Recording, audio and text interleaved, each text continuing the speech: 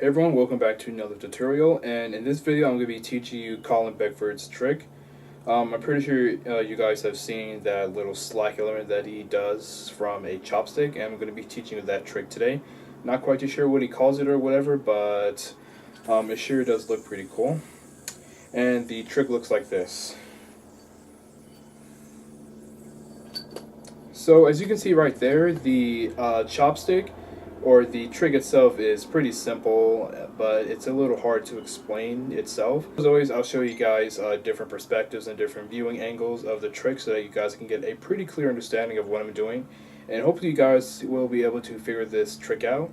And without further ado, here is the first step. So as you saw, you will want to simply just begin in a chopstick mount. It doesn't matter which way or how you do it. I like to do it in between my middle finger and thumb. Most people put it between their index finger and their thumb, or some people even their ring finger or their thumb.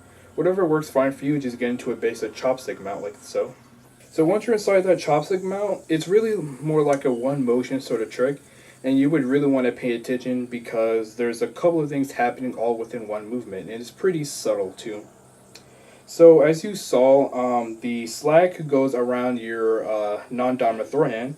And since I'm right-handed, it goes over my left hand, and if you're, left-handed, the slack will travel over your right hand, and vice versa and stuff like that. It's not really the entire story that's going on. It may seem like the string is being rejected from the spin of the yo-yo, but the entire rejection is actually happening within your fingers. So as you notice, I use a swaying motion like so. Use this swaying motion while you're doing the entire trick as a whole. And then to actually execute that one slack movement, you want to simply just pinch this string right here that's wrapped around your thumb from the chopstick.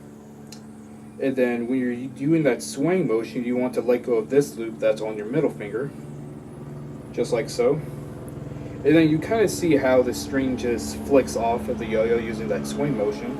Because obviously if I just do this and let it go without the swing motion, it's just going to fall right through.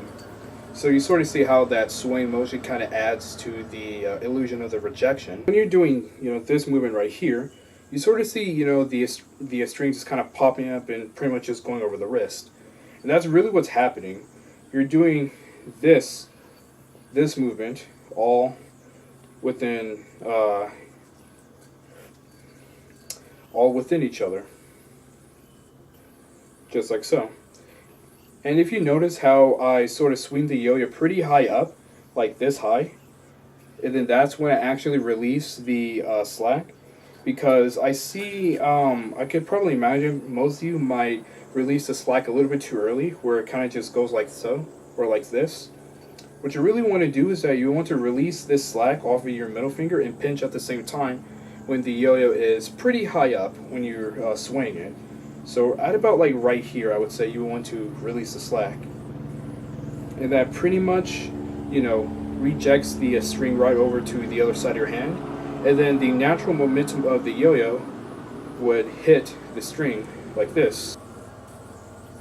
So you see how as soon as the yo-yo hits a certain point, I let go of the slack and the string rejects over my wrist. And you also see how the yo-yo just kind of naturally goes back to that state and almost automatically hooks onto the string. Now from here, you could just continue doing some other trick or whatever, but this is pretty much where the trick ends.